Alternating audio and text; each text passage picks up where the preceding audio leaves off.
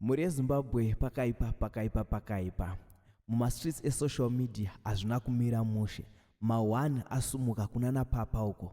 There is this Chegutu woman claims to be in love with Prophet Magaya. So pane mukadzi arikutaura iye arikuti Prophet takatoplana date rekuroorana. So date rekuroorana racho riri muna 25 March 2025. Ndopa vari kutonzi Prophet vari kunoroora. Mukadzi uyu ari kutaura iye achiti Prophet munotouya kumba kwangu.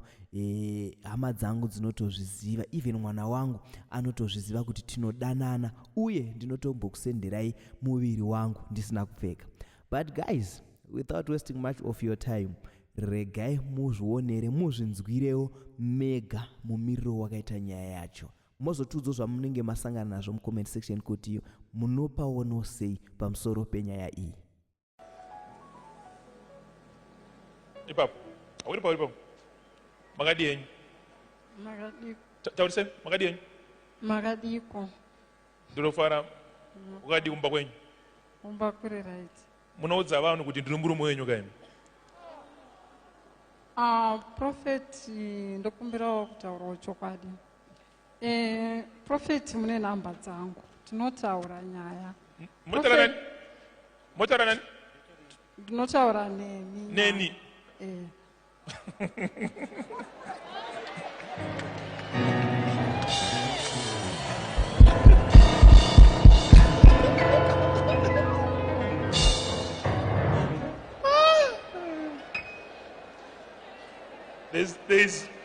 There's nothing which is hard as a ministry. I'm telling you.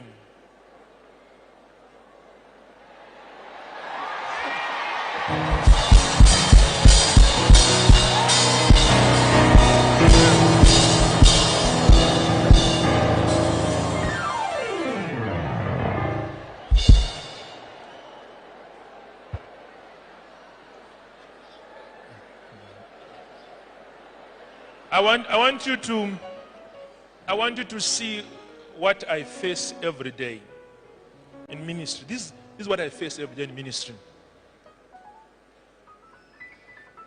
So, imimi makato seta marriage date again. Prophet nditorine list ya takataura tiri vaviri tikatonyora pano.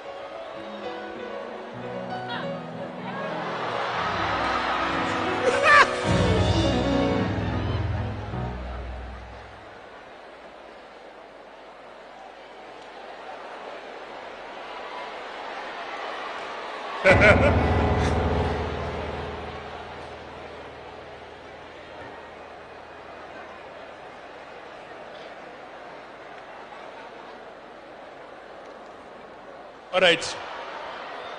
Makato posta pa Facebook and Prophet ini ndakaposta pa Facebook. Magati Saka satellite vakauya kumba I think vakazviona ndikavaudza kuti ichokwadi. Ndavaudza kuti ichokwadi ndikati aiwa imimi taurai na prophet because haisi nyaya yangu na prophet. Prophet mukafonerwa na satellite leader wedu ndikati aiwa prophet kana vachiti hazvisi chokwadi ndakudelete zvinhu zvavo zvese. So imimi prophet mukadaira satellite leader wedu kuti haisi nyaya asi ngavauye kuno kuchechi naumanovala. Saka ndauya naamai ava kuti tinzwe chokwadi kuti profeti mamuchindivhara here kana kuti.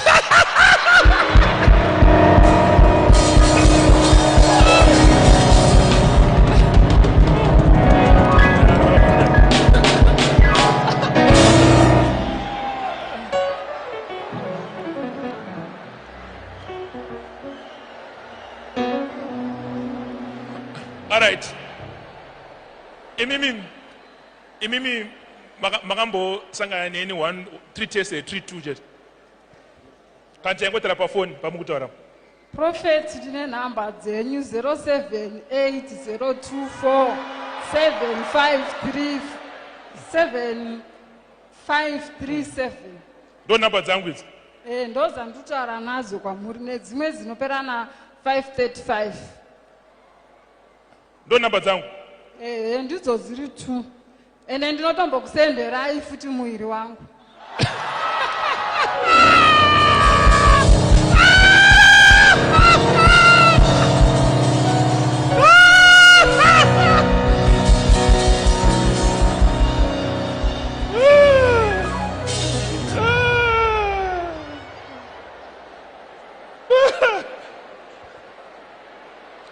And apa Facebook uputse post yavakaisa.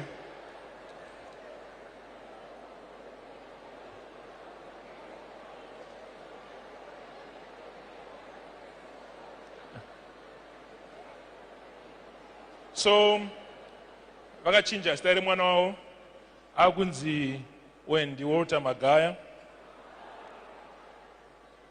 It's a pleasure to inform you that regarding our event, marriage reunion through lobola payments proceedings between the prophet.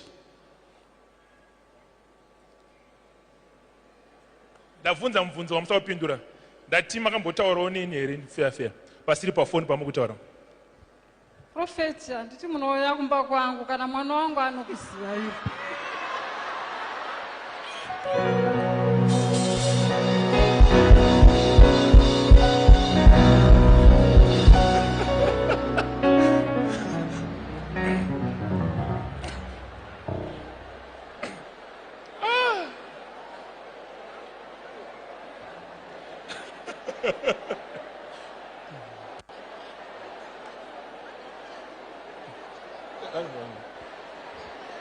Saka imimi munemba here?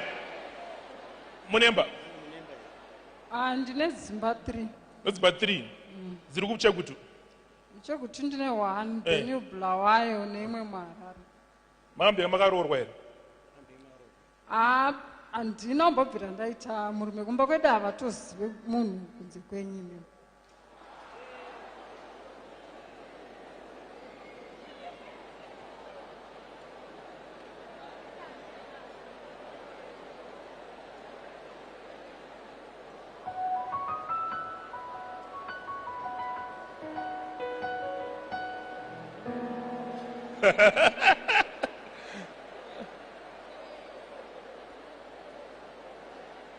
All right. Namba dzamataura dzekutanga hadzisi namba dzangu. Munhu wamukutaura naye handimuziye. That's not my number. Kana ndedzeprayer line here. Taura kuti namba dzawataura tione kuti ndedzeprayer line ndedze. Nyora pa stone pa screen. 07802475. Miranda.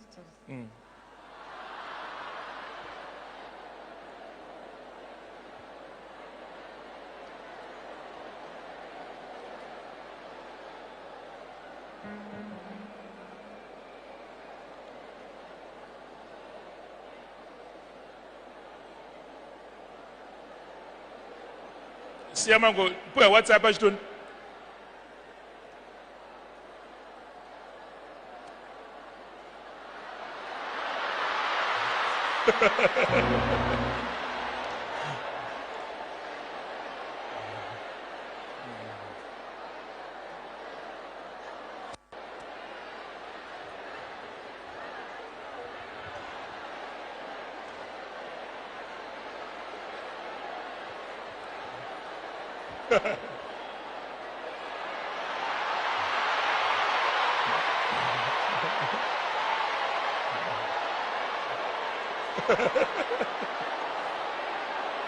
Mom, tererai, mama. Mama, tererai. Your accusations are not small. They are very serious accusations. I can make you arrested or anything. So, tererai. Tererai. Now to mupe overseer phone. What are the numbers I'm going to tell you? Watch. Can I remember pretend that I want the overseer to go and open a police case. So if I overseer phone number.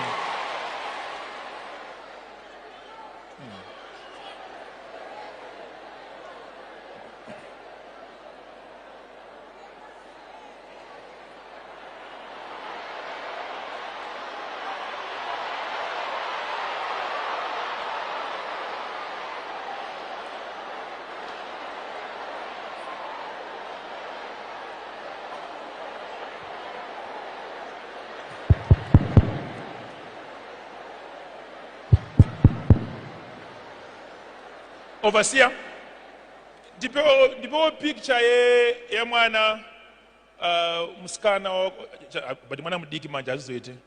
No, don't check on the screen. Vakatora mwana womuskana ndobva wamudrawa ndebvu. Awa msiye mwana msiye mwana.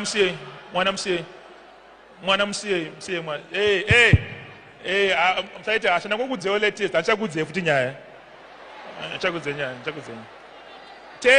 Tererai last week but one. Vakagara pakona apa. Pane mukadzi akatidza kuti ndine mwana naprofit makamunzwa. Zvogara zvichiitika izvi. Akabvunzwa uko kuti zvanzi ndaida attention.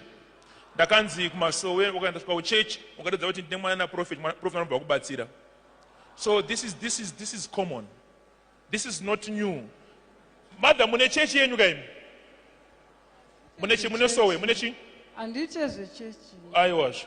Amuna jira redra munofuga ere roenda nengirozi nokuwirai. Andite church ndopinda msatellite muno. Dati amuna jira ere rengirozi. Inokuti kana makaripfeka jira iroro ngirozi neyakwamuri. Ngirozi maiko. Ndinongoita munamato chete.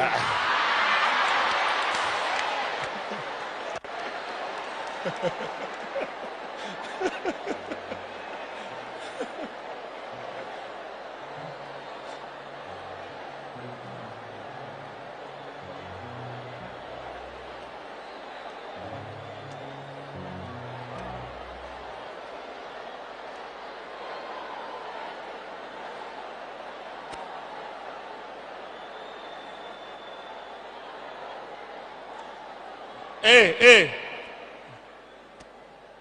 What's happening?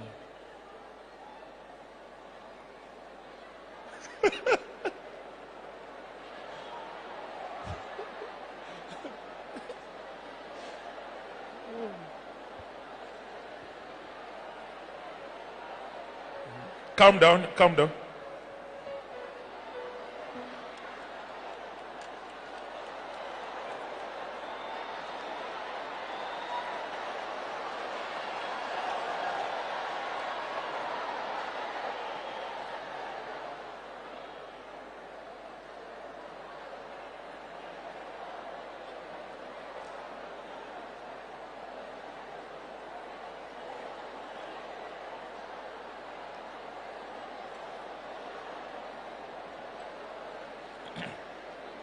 Amen. Hallelujah. This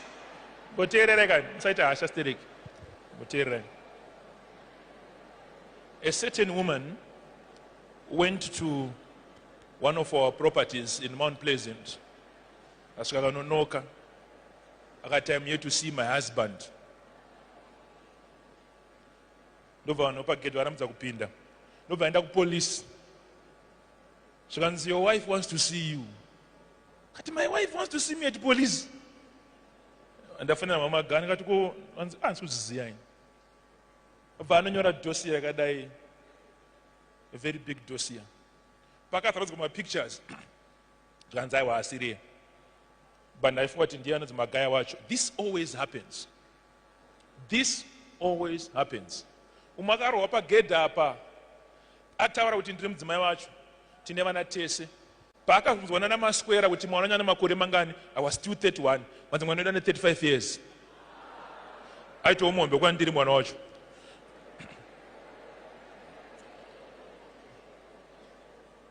Ministry does that. So when you come to church, after the whole week you are fighting all these things and all that, then you don't get a testimony. That's why it affects me. Why are you not testifying? This is what we're on. You must testify. The only way of defeating such plans of the devil is your testimony. That's the only way. Hakuna imwe testimony inofura iyoyo. Vazokupa phone here.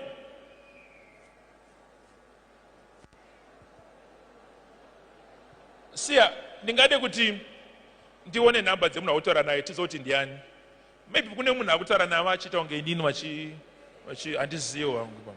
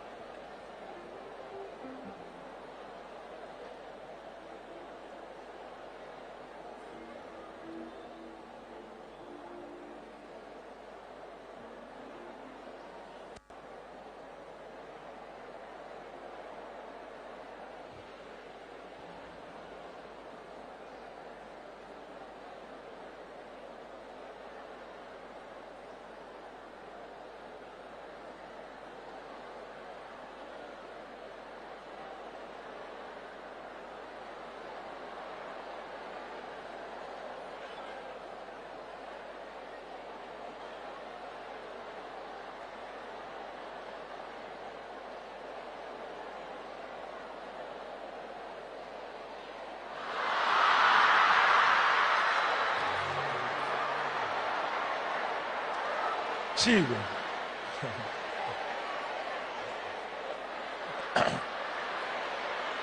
Overseer, what's wrong? Eh? What's up, expire? Oh. All right, it's okay. It's okay. Overseers, with the leaders of counseling, now, I want to know what because I'm very much told with Hanzi and numbers of Hanzi, the prophet was.